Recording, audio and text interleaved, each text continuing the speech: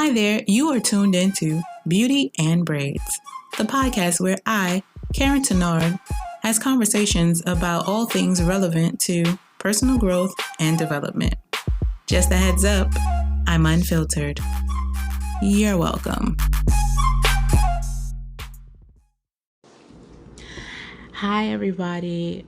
I just want to say and acknowledge that today is Thanksgiving Day. So for those of you who are celebrating Thanksgiving, happy Thanksgiving. And I pray that you reflect on this time to be around, well, basically just be around your loved ones, cherish them, make new memories, live in the moment, and reflect on all the things that you have and are grateful for. And also send a prayer to those who can't or less fortunate. And around these times is a little bit difficult. And for those of you who are not celebrating Thanksgiving from all types of reasons, may you find comfort in the day and less grief, and you still surround yourself with loved ones and use this time as reflection. I pray for that. And for people who are not in America that are listening, Indonesia and Russia and Germany, Sweden, all of these places, South Africa, I'm pretty sure a lot of people do not celebrate Thanksgiving because that's an American holiday. So I know you're just going to eat regardless, right? You're going to have your food. To my vegans out there who are preparing a vegan meal, I'm here with y'all. I'm, more of a vegetarian, pescatarian type person. So I will not be eating any turkey or any type of meat or ham or anything like that. For the holidays, I haven't been doing that for the last 3 years. I'm so proud of that. January 1st will probably make it 4, which is crazy. But, they say practice make perfect. And when you no longer crave something, it's not a need. And what I say that this year has really... So I read a book this morning. I started reading my new book, I think 2 days ago. And I kind of every morning I try to read something. Like once I wake up, I try to reach for my book instead of my phone. I'm trying to build that habit. I'm trying to break the habit of looking for my phone and checking Instagram once I wake up, or any messages, or that. No. So I start to reach for my book. And so this book I'm reading now is Now is the Way by Corey Allen. And I must say, like, at first I was reading, I was like, but now I'm like, you know what? It is about being in the now, being present, and really experiencing what right now is doing. Like me having a conversation with my podcast and listen, and having listeners listen to me. I'm more in the mindful of not what you are hearing, but what I'm saying. If it, do I believe what I'm saying? Do I feel what I'm saying? Does it resonate throughout my being? And when I'm making moments in life, am I going... Please. I apologize for that. A lot of people are visiting their family now. And of course, during COVID, everybody is like, please don't go to all these houses. And, people have large families. So when people come together, they're not going to have their mask on. I don't know. Okay, but a lot of people are traveling. They said around this time the airports are very packed. So yeah, people are doing what they're doing. So again, like as I like kind of live in the moment and I experience life now, like I'm I'm not, they say to understand that life is happening for you, it's not happening to you. So every little thing that happens to us, happens for us, or is happening, it's allowing us to see things in so many different perspectives. Our mind expands as we are open to hearing other sides of the story, or kind of act things out, which is beautiful. So yeah, as I reflect, I started reflect after the reading the book. I mean, reading the section that I wanted to stop at today.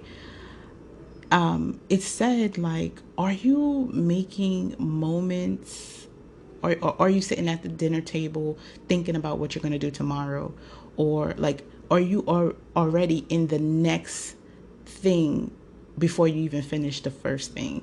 And what's crazy and what's amazing about that is that I started to plan out my goals. Like every day I have goals set, or tasks, not really goals, but things that I already have to do.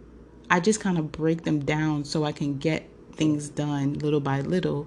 So the bigger project is taken care of without really getting to the bigger project. I'm just kind of like chipping away at it. And the more tasks that I get accomplished every day, the smaller the project or the goal is, because I am getting things out the way, right? So when I was thinking about that, I'm like, yeah, live in the moment. Like, do before you move on to your next task. Did you finish your first one? Did you get those things done? So that's when you deal with the now. You can't think about the future when you're still in the now. The future is coming. That's inevitable. But the now can pass you by. And you can never get back the now, because the now is now the past. So, yeah, when you think about things like that, you start to care about how time flies. You get older. And if you're getting older, then your parents are getting older. Your kids are getting older. You're missing those times if you're not present. You're missing the wrinkles, how they start. I don't know. I end up getting like more gray hairs. I'm like, oh my God. I remember when it started, like I was like, oh shoot, I got a gray hair. And then it was like, okay, I got 2 more gray hairs, and it was just 3 for a while. And now I'm like, well, where all these gray hairs come from? And that is the process. That is time happening. That's happening. And I'm aging, right? Everybody ages. Trees ages. Through the season, you can see how much the world changes from season to season, year to year. But we don't really look and see how people are changing in front of us. We'll miss a year or two from someone, like a niece or nephew, and then the next time you see them, they have sprouted, they've grown. You're like, who is this kid? Like, I don't even know what this kid, who, what, how did they grow so big? Because you're not there. You haven't seen the process. It's the same to be true if you see somebody every day. If you're with your kid every day, you don't see the process of their growth. You just know that they're growing. So it's not much of a shock to you because you've been through the stages, right? If you go from stage to stage to stage to stage, it's not new to you. You're like, oh yeah, they're this big, right? Only pictures will show you, oh my God, they were this small, because you're moving with them, you're growing with them. So they're seeing you grow, you're growing with them, so you are not reflecting back to the time where they were tiny or a baby. You don't even remember that no more. You're just like, oh, this is normal. But let somebody in your family or friends see your child after they're born, like the first day. They're like, what they walking already? What? They're talking. They lost a tooth. When all of this happened? And it's just like mind blowing for them. Right? So it's just the same thing about, life and your progression, in your career, in your love life. If you've been with a friend and you start to build some trust and all of a sudden, then, then gradually y'all end up together, someone will be like, y'all together already? What the? Because they're like, I wasn't there for the process. And that is life. If you are not there for the process, you will miss out on the major moments. And the major moments are the smallest ones, the tiny little details, the small experiences that shape you. You don't even, and then it allows you to remember what happened to you, what catapulted who you are today, what shaped who you are today, what pushed you in a direction you are today, like those pivotal moments. Like I could look in my past because I ask questions. I'm present for some things that I don't remember. I wasn't present for, but other things that I was passionate about and I was there. I remember so clearly. I remember the struggle. And I think that's why people remember the struggle so much, because you're there. There's no escaping it. But we have to look at it as such an amazing experience. Like growing up, I can tell people stories. The best storyteller is the one who's in the present, who lives the present. Storytellers have amazing imagination, but they also have really good memory, right? So for me, I can tell a story. I can tap back into my memories and I can tell a story. But when you're not present, you can't tell no story. What will you do? How can you escape? In Helen Keller, was it Helen Keller?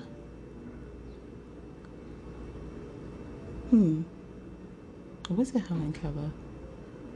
I'm not too sure. Please do not quote me. But I'm not too sure if it was Helen. She had to escape mentally. She had to escape mentally for what was happening around her, for her to survive. And in order for you to escape mentally, you have to have an imagination. You have to be able to tap into your memories, the good times. And survive that. But if you don't, cherish the moments, laugh at your pain. I mean, there's times when everybody's like, oh my God, you were so poor. I'm like, I didn't feel it. I didn't feel how poor I was. There was times I did feel how poor I was, but there were times where I felt so happy because it was just, I knew that this wasn't going to last. I just was kind of like, this is an experience. It's an adventure. How can we do this with what? And like, I do remember stealing from stores when I was younger. We wanted cookie or ice cream and stuff like that, and we stole. Yeah, I'm not proud of it, and it started off little, like, little ice cream and snack, and they're like, oh, we hungry, so it's not bad because we don't have no money, so we're justifying the bad behavior that we're doing. But when I got a little older, I went to department stores and I started stealing with a friend who was like, oh, they don't have no detectors. So I'm like, oh, cool. So now my level was still in the lack. Like, you have Robin Hood, so you're thinking about steal from the rich, give to the poor, right? So, not a good way of thinking that, and doing that. But I was stealing protractors. I got compasses, pencils, paper. I think it was a calculator. Like, it was stuff to help me with my studies. It was stuff to help me that I knew my mom couldn't afford. It was it was a single parent house.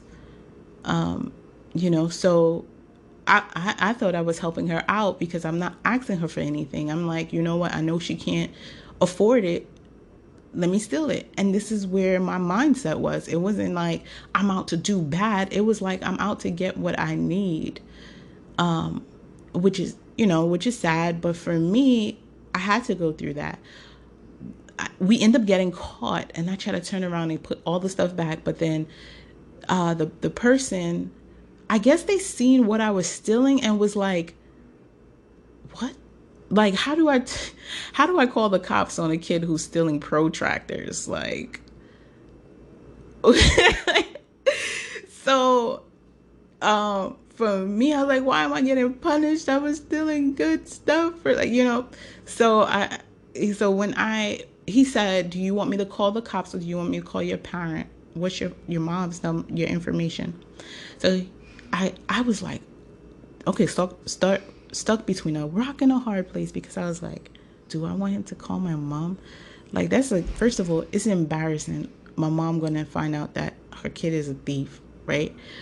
But I don't even know if maybe that was subconsciously in my feelings, but I think it was more of like, oh man, my mom's gonna beat me. And I was like, oh, she's going to beat me. She is going to beat me. Lord, I don't know if I wanted to go to, get the cops to be called or my mama, but my mama was going to teach me a lesson today. So they called. So I gave them the number, but I ran back home. Like, I think I was like maybe 4 blocks away from home. About 4 blocks away from home. So me and my friend, we end up running home. And by the time I got in my house, well, they already called my mother. She lit me up, okay? And I just was like, but it was for, like, I was just kind of like, but you didn't ask me. And I had stole before, so I had bought like this little art apron from my little brother. Like, I said bought. I had stole an apron from my little brother because he was in kindergarten, and I was like, he paints, so I don't want his clothes to get dirty. So I had stole that prior. He had that. My mother don't know where it came from, but she ain't even asked. You know what I'm saying? She know we ain't got no money. How he getting this stuff? So I was just there like, you didn't say nothing about all the stuff I was getting. You just probably mad that I got caught. But she, and I just was there like, she was like, you do never. That was one thing my mother was like, do not take what's not yours. And she, beat me until I realized that. So from that moment on, it was like a second chance at life. Like, I was grateful for that, because I never stole again. I was more of a giving person. Like I will give you. If I lost something, I'll pray that somebody who needs it gets it. But I was never tempted again to steal. There was opportunities. Oh my God, opportunities.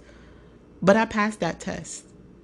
And I was never presented with or tempted to steal something, because I remember how it felt And now that I'm looking at it, like how my mother feels, like did she fail us by not being able to provide us with school supplies?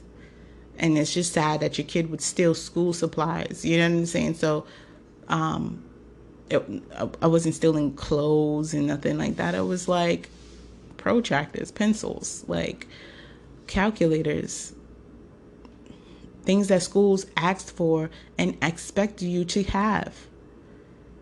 You know, like what, you know what I'm saying? So as I reflect on who I am and what made me who I am, like a lot of it had to deal with every person that I've encountered, especially my mom and all the generosity. Like I could have been like, oh my God, I'm a charity case when people gave to me. But no, I was more like, wow, God still providing me with access to people who can give to me.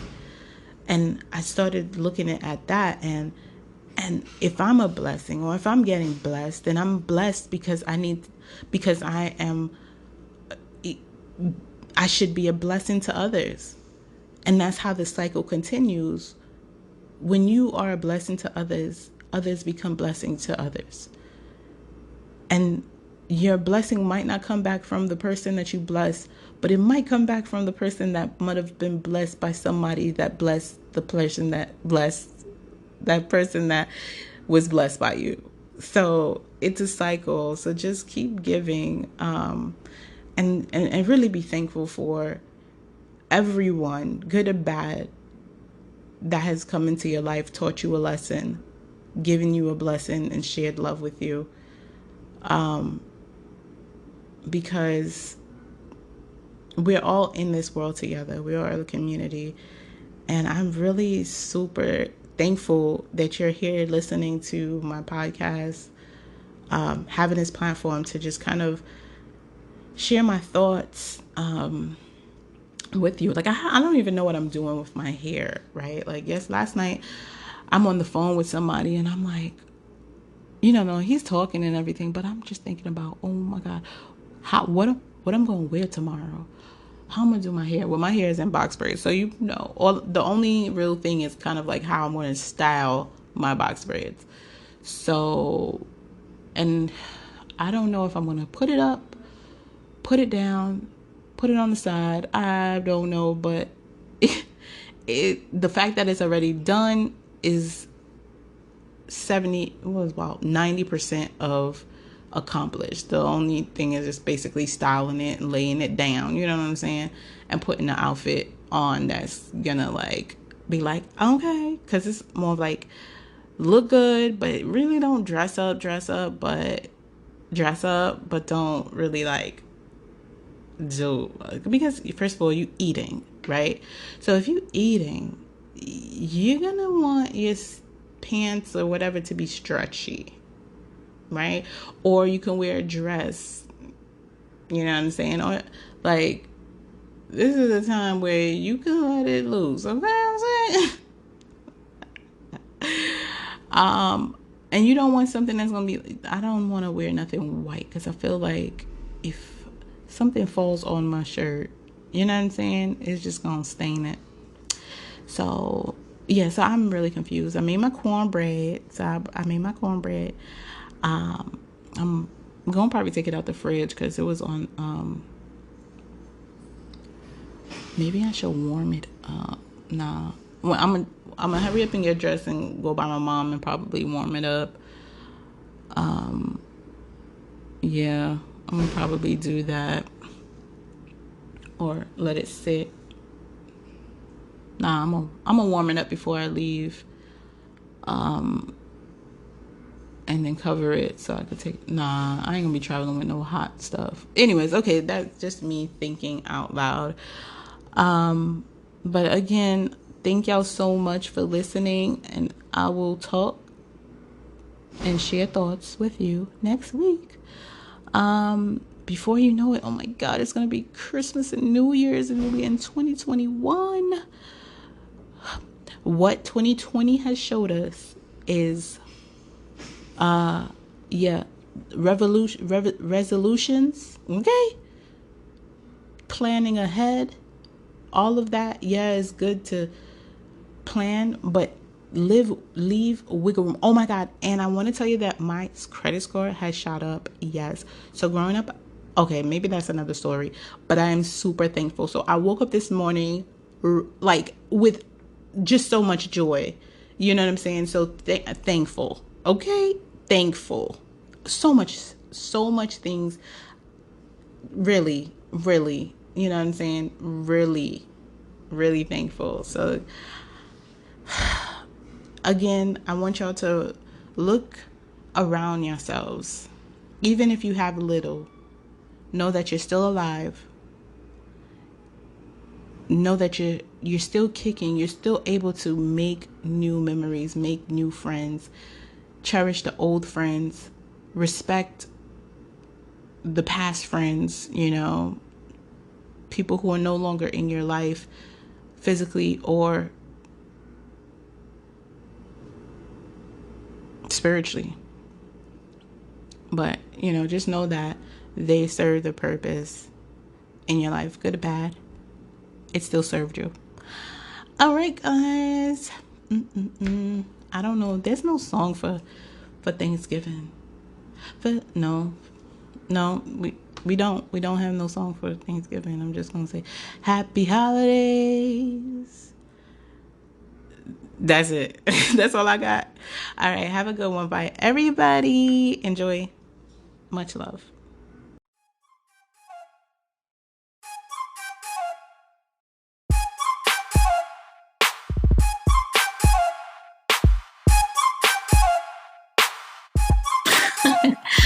Thank you again for listening to Beauty and Braids. I'm your girl Karyne, and this has been another great day.